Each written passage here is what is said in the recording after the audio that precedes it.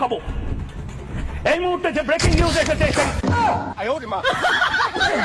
এই মুহূর্তে breaking news হচ্ছে, এডিটর মায়ের বাপের হাতে হকার সাংবাদিক ধরা পড়ছে। গাইস, বহুত জ্বালাইছে, বহুত।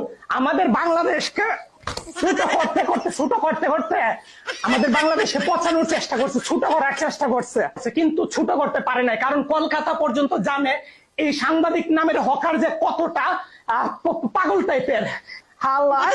হালাই এইবার দৌড়ছি। আর এখানে হচ্ছে মলম ব্যবসায়ী।